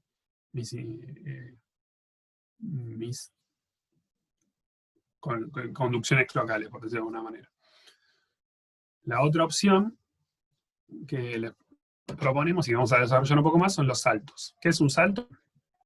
Es decir, yo vengo a la tapada mínima, ven que acá tengo la pendiente mínima, acá tengo una paralela de la pendiente mínima en la tapada mínima, vengo con esa pendiente mínima, y acá llego a este punto que se llama salto, que es algo que vamos a ver cómo se efectúa. Después de ese salto yo llego a la tapada de la conexión. el salto no es una cascada, no se piensen nada extravagante. El salto yo puedo generarlo con una boca de inspección o con una cámara de inspección, por ejemplo. Con una boca de inspección sería, yo vengo con esa pendiente mínima que decíamos acá, en la parte derecha, superior, y después tengo que llegar a esa tapada de la conexión. Como ven acá, entonces, el mínimo es 50 centímetros, digamos. Yo para hacer un salto tengo que tener un desnivel entre esos dos puntos de por lo menos 50 centímetros. ¿Cómo lo genero con la boca? Bueno, coloco la boca justamente donde hago el salto. ¿Por qué? Porque acá es donde yo en este tramo estoy superando la pendiente máxima. Entonces es donde puede haber obstrucciones. ¿Cómo lo resuelvo eso? Garantizándole un acceso en ese punto. Entonces, si ocurren obstrucciones acá, yo levanto la doble tapa y desobstruyo. Entonces estoy como forzando a que las obstrucciones se produzcan en un único lugar, al cual yo tengo acceso a través de la boca. Y en el caso de la cámara, se pueden hacer en tres lugares: antes de la cámara, en la cámara y después de la cámara. Antes de la cámara sería que el ramal el tramo que se supera la pendiente máxima, esté justo antes de la cámara. Entonces acá se cierra la cañería que viene con la pendiente mínima, dijimos, de aguas arriba, forzando a que la conducción sea superior en la pendiente de la reglamentaria, y después ingresa a la cámara. Como estamos hablando de mínimo de 50 centímetros acá, en este caso está mostrada una cámara de 1 metro por 60. Entonces el lugar crítico es este, al cual yo puedo acceder desde la cámara. Y después, bueno, acá tenemos un desnivel de 10 centímetros, porque es una cámara grande, y después yo llego a la tapada de la conexión. La otra opción dijimos que es un salto adentro de la cámara. En el salto adentro de la cámara, yo vengo con esa pendiente mínima, coloco una curva a 90 con una tapa de inspección, como veíamos antes, y genero el salto en la parte de, acá obviamente estoy vertical, o sea, estoy superando ampliamente la pendiente máxima, pero todas las obstrucciones yo puedo resolverlas desde la cámara o desde esta tapa, por ejemplo. Acá ven que también está en una cámara de 1 metro por 60, o sea que el desnivel es 10 centímetros. Si no, lo que puedo hacer es un salto después de la cámara, que sería este caso. Yo vengo con la pendiente mínima, en este caso ven que tengo una cámara de 60 por 60, y el tramo antirreglamentario, entre comillas, sería la descarga de esa cámara. Entonces, cualquier obstrucción que se produzca, de vuelta, yo puedo resolverla desde la cámara. Yendo al otro extremo, cuando yo tengo menos pendiente que la que necesito, entonces vengo con la tapada mínima de 40 centímetros, vengo con la tapada de la conexión, que es muy baja en este caso. Yendo al caso extremo, que los dos tengan la misma profundidad, o sea que la tapada de la conexión sea 40 centímetros también, suponiendo que la vereda del piso interior tiene la misma, digamos. Estoy en un tramo horizontal.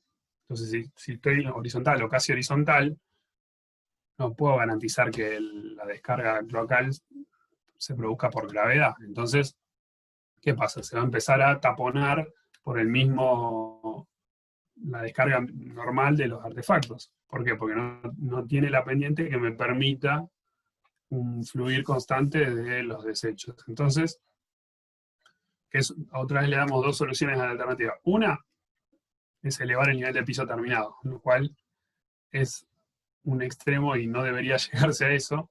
¿Por qué? Porque de vuelta, si es un solo inodoro, bueno, pueden levantar un poquito el inodoro de alguna manera para garantizar esa tapada mínima y que circule por la pendiente mínima.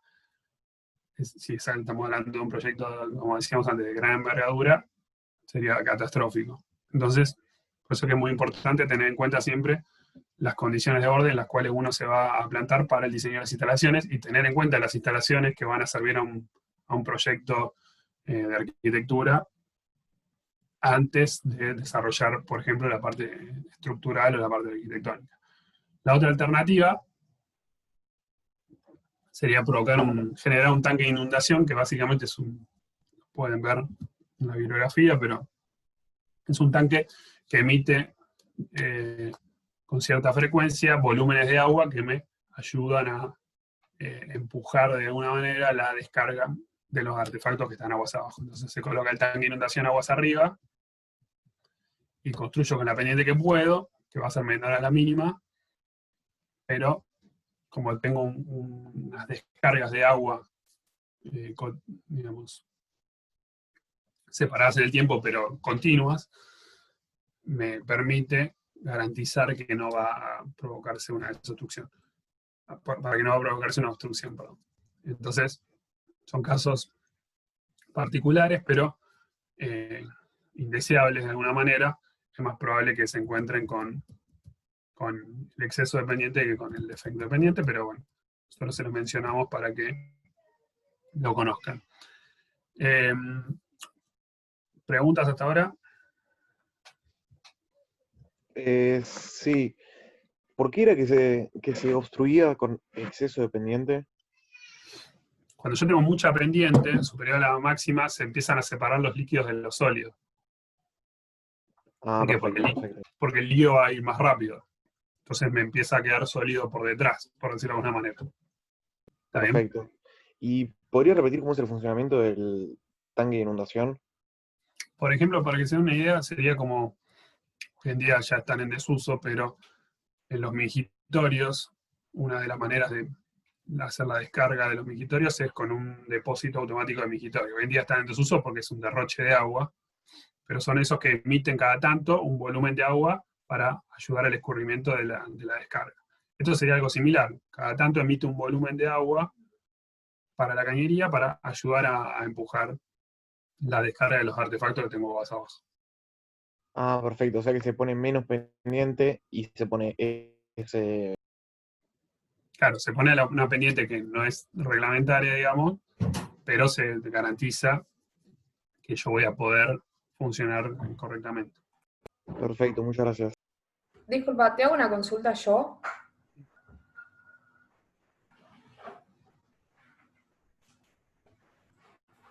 Sí, Lorena, consulta. Sí, perdón, pasa que se trabó un poco internet.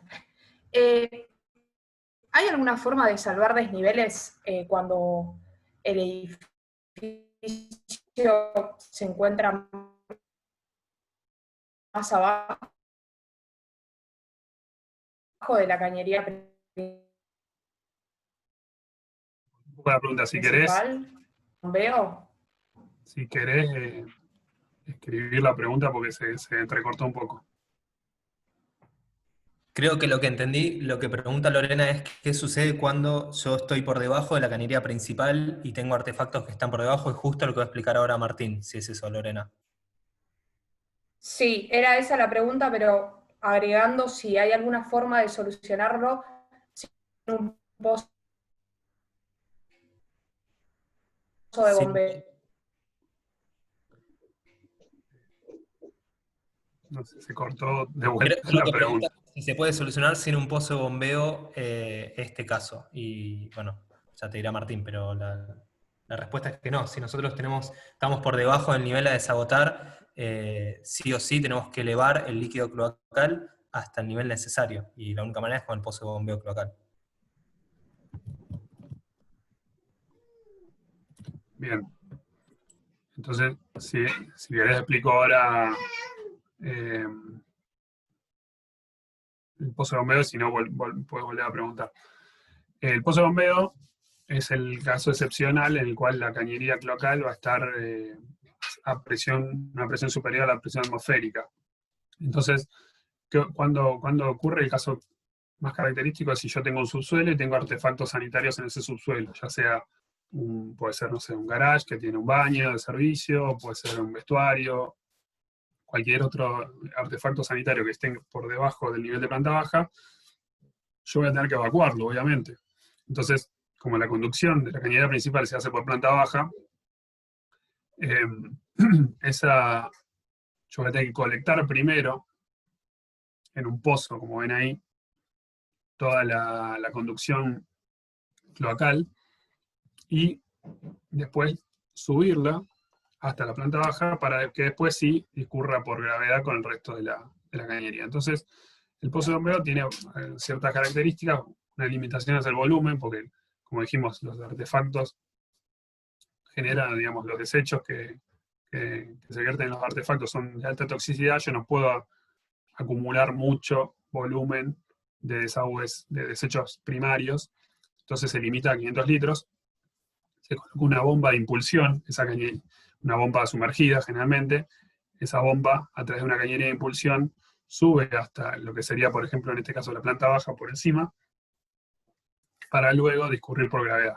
Esa cañería de impulsión, como está sometida a presiones mayores, ya no suele ser por ahí, de otros materiales, como materiales metálicos y demás, con una mayor resistencia. Un punto importante es la ventilación de ese pozo, porque ese pozo va a estar tapado. Entonces, como ese pozo está tapado, yo sí o sí tengo que garantizar una ventilación, que es lo que está en verde acá, que sube desde el pozo hacia un remate en algún punto del proyecto. En este caso, vamos a ver acá en la siguiente filmina, acá está, 2 ejemplos. Uno sería con una pileta de piso, que era el que estaba esquematizado anteriormente, y otro sería sin una pileta de piso. Esa pileta de piso lo que me hace es vincular la cañería a la descarga principal, la cañería principal, y esa pileta es primaria, obviamente era uno de los casos ejemplo de pileta de piso primario. Esa pileta también requiere una ventilación que se podrá juntar, como estaba esquematizado anteriormente, con la ventilación propia de la cámara, perdón, del pozo de bombeo. Este desnivel que se ve acá cuando yo no tengo esa pileta es por un tema de desborde, digamos. Si en algún momento se produce una obstrucción dentro de esta cañería, o aguas abajo, por ejemplo, si la misma cañería principal se genera una obstrucción, esto empezaría a volver, digamos, hacia atrás, si la obstrucción se produce aguas abajo, por la misma cañería de impulsión. Entonces, si es en un subsuelo que digamos, que no tiene un uso habitual, o que es de uso esporádico, yo podría desbordarse, digamos, el pozo de bombeo y utilizar todo lo que sería el subsuelo. Entonces, se deja este desnivel para que sea ya un caso de extremo en el cual ese desborde se produciría en otro artefacto y no en todo el subsuelo. Vamos a pasar a ventilaciones, que sería casi el último tema de la clase de hoy. Como dijimos, son altamente importantes. ¿Por qué? Porque me permiten evacuar los gases tóxicos a los 4 vientos, y por otro lado, garantizar que se mantenga ese equilibrio hidráulico, es decir, que todo funcione a presión atmosférica. Entonces, digamos, el diseño de las ventilaciones, ustedes también lo van a tener que hacer en el trabajo práctico, porque puede estar perfectamente diseñado todo lo que vimos hasta ahora. La desobstrucción, las pendientes, los diámetros, los materiales, todo. Pero si yo no garantizo una buena ventilación del sistema, todo eso que hicieron bien deja de funcionar. Entonces, yo tengo que cumplir ciertas reglas de la ventilación que las van a ver ejemplificadas con gran detalle en la norma. Nosotros ahora vamos a hacer mención a alguna. Pero de esa manera yo garantizo esos 2 puntos que están ahí arriba, que es la evacuación a los 4 vientos de los gases tóxicos y el funcionamiento a presión atmosférica. Toda instalación de ventilación del sistema cloacal tiene que tener como mínimo un diámetro del 100, es decir, un caño de ventilación exclusiva del 100 como mínimo, ya sea para un inodoro único o para una batería o un proyecto de mayor envergadura. Como mínimo un caño de 100 tengo que tener ventilación. Y después tengo que verificar 2 reglas de ventilación, que una sería las distancias máximas, es decir, hasta qué distancia yo puedo considerar que una cañería está ventilada, y la cantidad máxima de ramales, es decir, yo no puedo vincular alegremente 50 inodoros a una cámara que está ventilada y decir que todos están ventilados. Entonces, hay que ver, hay muchos ejemplos en la norma, vamos a mostrar algunos más adelante. Por un lado, las distancias máximas. Las distancias máximas van a ver que no hay que confundirse con la desobstrucción en estas distancias, ¿no? Porque acá van a ver, por ejemplo, que los inodoros pedestales o los inodoros comunes o a la turca me permiten hasta 10 metros de la cámara de inspección. Esta cámara de inspección, ven acá que está vinculada a otra cámara de inspección que está vinculada a una cañería de ventilación. Es decir, cuando hablamos de circuito ventilado sería el horizontal que discurre por acá. ¿Bien? Como esta cañería de ventilación, que vamos a asumir que es esa mínima que le decíamos de una cañería del 100, esa cañería de ventilación ventila esta cámara de inspección, y como esta cámara está vinculada a esta, yo puedo garantizar que toda esta cañería que dice principal y esta cámara están ventiladas. ¿Están ventiladas por dónde? Por acá, por esta cañería de ventilación. Imagínense que eran los esquemas que veíamos al principio cuando hablamos de ventilación americana. Toda esa distancia que estaba en planta baja, que estaría ventilada por el remate en vertical a los 4 vientos de esta cañería de ventilación. Entonces, estos 10 metros que me dicen acá, vamos a tomar el caso del inodo pedestal, yo lo puedo conectar a una cámara de inspección que forma parte del circuito ventilado hasta 10 metros de distancia de esa cámara. Si este inodoro está a 11 metros, yo tengo que garantizar una ventilación extra en ese ramal. ¿Por qué? Porque se supera la distancia máxima. O a 11 metros van, por ejemplo, a garantizarse la desobstrucción, pero no va a garantizarse la ventilación. Entonces tengo que darle una ventilación extra. Para otros artefactos, como puede ser un mingitorio o una pileta de piso, se permite hasta 15 metros. Es decir, como dice acá, artefactos afluentes a un circuito ventilado. El circuito ventilado dijimos que es este, y los artefactos son todo lo que están acá alrededor. Si se superan estas distancias que están graficadas acá, tengo que ponerle una ventilación extra al artefacto que incumpla esa distancia. El otro punto importante es la cantidad máxima de ramales. Acá el circuito ventilado, acá tenemos 3 ejemplos. En la norma hay una gran cantidad de ejemplos de distintas soluciones. La norma tiene algo que no es un material, digamos, no es un libro pedagógico, entonces por ahí es muy duro cuando ustedes lo leen. Acá abajo está transcripto lo que les voy a mencionar ahora. Ustedes, en este caso, el circuito ventilado sería el horizontal. Esta cámara podría ser la que estaba acá atrás, formando parte de un circuito ventilado.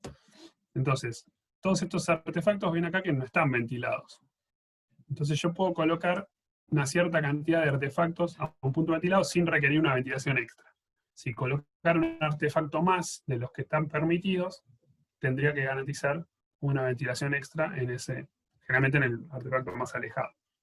Entonces lo que yo tengo que cumplir, en este caso acá está transcripto de la norma, dice el número máximo de ramales sobre un tirón no ventilado, que no exceda 10 o 15 metros, esos 10 o 15 metros son estos 10 o 15 metros, según lo expuesto más arriba. 2 ramales de 100 y uno de 60 directos más 2 de 60 indirectos. Para considerar los distintos casos, la equivalencia de 1 de 100 es 2 de 60. ¿De qué estamos hablando cuando hablamos de esto? Acá, el ramal en tirón de cañería principal no mayor a 10 metros sin ventilar sería, por ejemplo, en el caso de la izquierda, el inodoro más alejado. El inodoro más alejado es un ramal de no más de 10 metros, vamos a asumir que este inodoro no está a más de 10 metros lineales de esta cámara, suponiendo que esta cámara forma parte de un circuito ventilado. Entonces, yo lo que tengo que evaluar es cuántos ramales acometen a esa cañería principal no ventilada. Parece medio chino cuando lo digo, van a tener que sentarse a releerlo, es más fácil cuando se sienten a ver los ejemplos, o cuando tengan que diseñar ustedes, pero digamos, los caños directos, en este caso serían 2 caños de 100, el de este inodoro de arriba y el de este inodoro de la izquierda. O sea que yo tengo 2 ramales de 100, como me dice la norma, directo, y uno de 60 directo, que podría ser, por ejemplo, el que sale la rejilla de piso que está al lado del inodoro, más 2 de 60 indirectos, que podrían ser las otras 2 rejillas, que están en los otros 2 inodoros. Entonces, de esa manera yo garantizo que todo el conjunto este que está mostrado acá a la izquierda, cumple con la cantidad máxima de ramales de ventilación. ¿Está bien? ¿Alguna pregunta? bien, significa no entendieron o entendieron todo. Pero bueno, ¿Puedes ya les digo. repetirlo, por favor? Una vez ¿Cómo? más. Que si podría repetirlo de nuevo eso, por favor. Lo que yo tengo que analizar es cuál es el, como dice el título ahí, cuál es el tirón de cañería principal no mayor a 10 metros. Si este inodoro, que vemos acá, el de la derecha, o sea, el del esquema de la izquierda, pero el inodoro más a la derecha, si ese inodoro estuviera a 11 metros, no estaría cumpliendo esto que decíamos antes. Vamos a suponer que está a 10 metros o menos. Entonces, yo, lo que me dice la norma es que puedo acceder, o sea, puedo acometer a ese ramal con una cierta cantidad de ramal. Si yo supero uno, si yo agrego otro inodoro, si agrego otra rejilla, voy a pasarme de esta cantidad, entonces voy a tener que agregar una ventilación. Entonces, lo que yo considero son, como dice ahí, 2 ramales de 100 y uno de 60 directos, que serían el inodoro que está en el medio y el inodoro de la izquierda. Esos dos son directos porque acometen directamente a ese ramal de 10 metros no ventilado. Y después 2 de 60 indirectos que, perdón, uno de 60 directo, que sería por ejemplo la rejilla, y los otros 2 de 60 indirectos. ¿Indirectos por qué? Porque no van directamente al ramal, sino que va a uno de los ramales que acomete directamente. ¿Está bien? Hay muchos ejemplos, ya les digo, hablo de este porque por ahí es el que se ve más fácil, pero básicamente cuando ustedes diseñen, ya sea el plano grupal o los planos de detalle individuales, ustedes van a tener que contar cuántos artefactos están desagotando. Primero van a tener que armar un circuito ventilado, como podemos ver acá. Esto también es sacado de la norma. Yo tengo que garantizar la ventilación. ¿Cómo la garantizo en una cámara? Directamente le coloco un caño de ventilación, como estábamos mostrando acá al principio, o un caño de descarga de ventilación, que ahora vamos a ver de qué se trata. De esa manera yo puedo decir que esta cámara está ventilada, porque está directamente ventilada. Pero también puedo armar un circuito ventilado, como veíamos recién, que me permita decir que esta cámara está ventilada, aun cuando no tenga la ventilación directamente dentro de la misma cámara. ¿Está bien?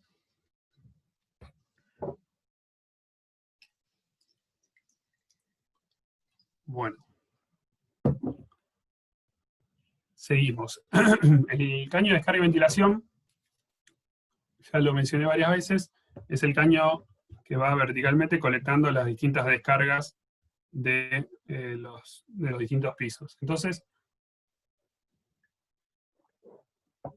ese caño que ustedes ven acá en rojo, cuando tengo muchos pisos,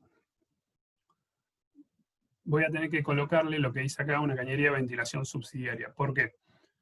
Vamos al caso de la izquierda. En este caso yo tengo un caño de descarga, el cual colecta, por ejemplo, 2 inodoros y un mingitorio. ¿Qué pasa? Cuando hay 2 descargas más o menos en simultáneo, casi simultáneas, digamos, generan estos émbolos de descarga que son los rectángulos rojos estos. Si esto no está vinculado a la presión atmosférica con una ventilación, como es este caso de la derecha, con este tramito verde, que dice ventilación, caño de ventilación, remate, acá va a haber un tramo, el cual haya una sobrepresión entre los 2 émbolos de descarga.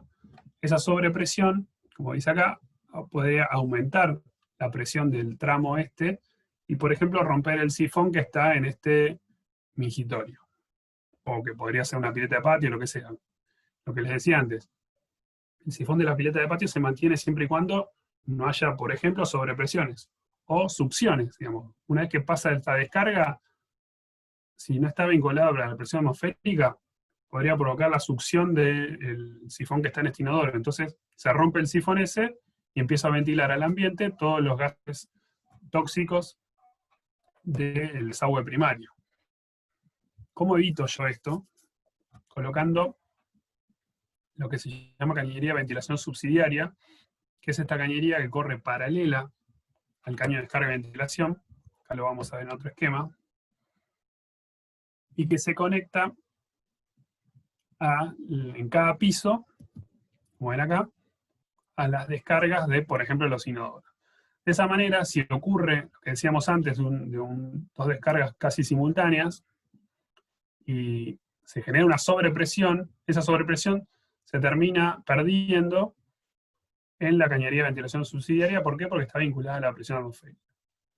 Como ven acá en el último piso, como no tengo una descarga superior, ya no es necesario, igualmente se suele hacer, la vinculación a la cañería de descarga y ventilación. Se llama cañería de descarga y ventilación justamente por esto, porque es descarga en el sentido descendente, digamos, hacia aguas abajo, todos los líquidos y sólidos desechos cloacales, y en el sentido ascendente hacia aguas arriba es donde me permite a mí ventilar los gases generados y mantener esa presión atmosférica que dijimos que tengo que garantizarla en todos los puntos de la instalación. Acá lo pueden ver, como decíamos, con un poquito más de detalle en estos ejemplos. Esto va a ser necesario cuando yo tenga más de una planta, digamos. Si yo estoy hablando de una planta única, no se coloca esta cañería de ventilación subsidiaria porque no voy a tener ese problema de los émbolos de descarga y generar sobrepresiones. Pero en el caso de los edificios de trabajo práctico, sí o sí, donde tengan un caño de descarga y ventilación, van a tener que colocar una cañería de ventilación subsidiaria. Y hablando de ventilación, vamos a uno de los últimos puntos de la clase de hoy, que es dónde remate esa ventilación. Nosotros mostramos alegremente que remata en una terraza, la ventilación esa, pero no es lo mismo si esa terraza es accesible o es inaccesible, porque ahí tenemos graficado, por ejemplo, una terraza no accesible. Entonces, como no va a haber personas usuarias de esa terraza, yo puedo rematar o terminar la cañería de ventilación a 30 centímetros del nivel de piso de la terraza. Pero si va a haber personas, yo no puedo ventilarlo a 30 centímetros porque imagínense que todos los gases de todo el edificio y de la parte pública van a ventilar ahí. Entonces, obviamente tengo que rematarlos por encima de donde va a estar una persona. Como ven acá, si la azotea es accesible, yo necesito por lo menos 2 metros de prolongación de la cañería para ventilar. Peor aún, imagínense si hay una vivienda, por ejemplo, en el último piso, una portería, o algún área de servicio, una sala de máquinas de sensores, por ejemplo, yo tengo que separarme de las ventanas y puertas ciertas distancias que están establecidas, como ven acá. Lo mismo si hay digamos, las azoteas se suelen colocar los tanques de reserva de agua sanitaria, de agua potable, tiene que separarse. ¿Por qué? Porque si no los gases se estarían vinculando junto con la ventilación propia del tanque, entonces estaría causando problemas a la instalación de agua potable. ¿Alguna pregunta sobre esto? Ustedes cuando hagan el trabajo práctico, en la azotea van a ver dónde van a rematar esos caños de descarga y ventilación que van a ir por los plenos que se denominan, que sirven a los locales húmedos. Entonces, en base a su ubicación en planta, y en base a si la azotea es accesible o inaccesible, van a determinar hasta qué altura van a efectuar esos remates. Un último comentario con respecto a las aguas grises, es un tema de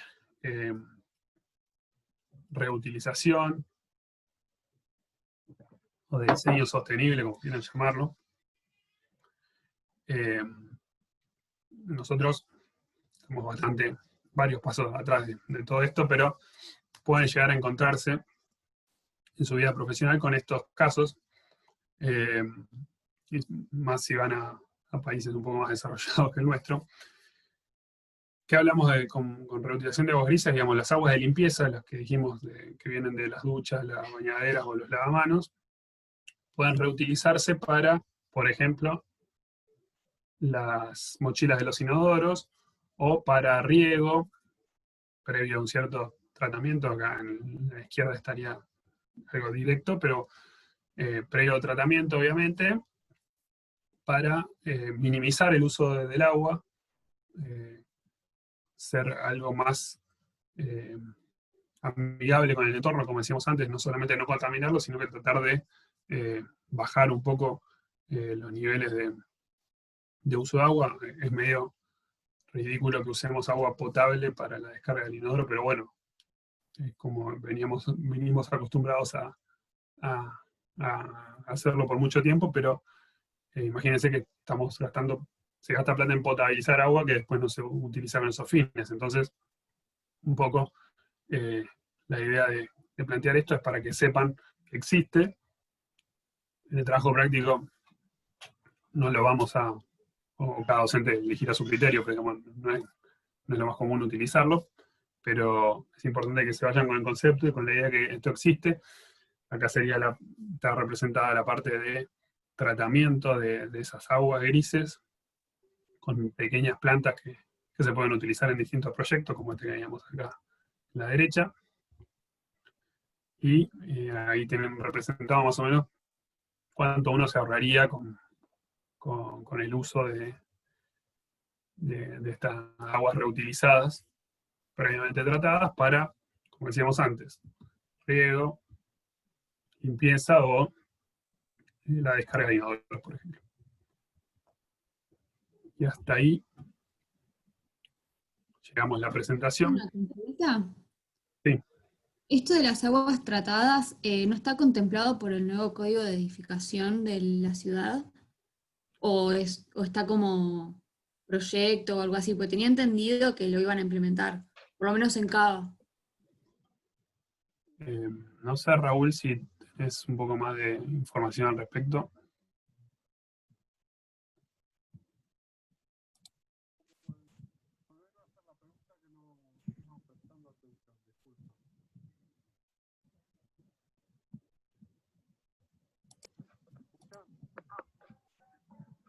Raúl, no se te escucha, te desmuteaste, pero por algún motivo no te escuchamos.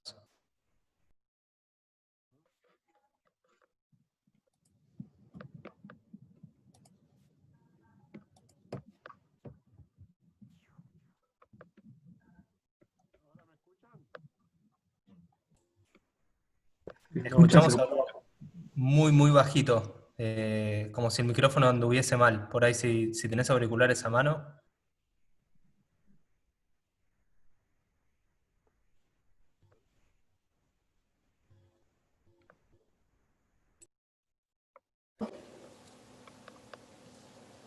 ¿Ahora me escuchan? Sí, ahora te escuchamos perfecto, Raúl. ¿Cuál era la pregunta, perdón, concreta? Si se tomaba en el nuevo código de edificación de la ciudad el tema de reutilización de aguas grises. No, está nombrado en forma indirecta, no directamente, el tema de aguas grises.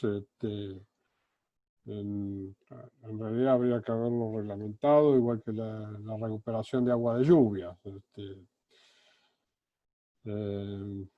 O sea, se puede utilizar, hay que presentarlo como en el proyecto y que sea aprobado por el gobierno de la ciudad.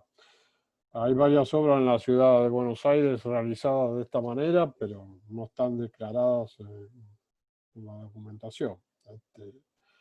Pero sí, en forma indirecta está el tema de tratamiento de aguas grises. No habla específicamente, sino que de alguna manera indirecta está permitiéndolo, digamos, desde un punto de vista proyecto, y como, digamos, como cuestión es el tema de lo que el código de edificación está enmarcado también en el tema ambiental, o sea, el tema de eficiencia de uso de las aguas y todo eso. Así que, pero no hay concreta, no lo dice específicamente, a pesar de que se pidió que lo dijera claramente, no está puesto. Ahora se está trabajando en alguna modificación del código de edificación. Yo hice la propuesta de la reutilización de aguas grises como idea para que quede directamente con nombre y apellido. Vamos a ver cuando salgan esas modificaciones, que en teoría saldrían el año que viene, si está puesto o no. Se está trabajando. ¿Alguna duda o...? No, perfecto.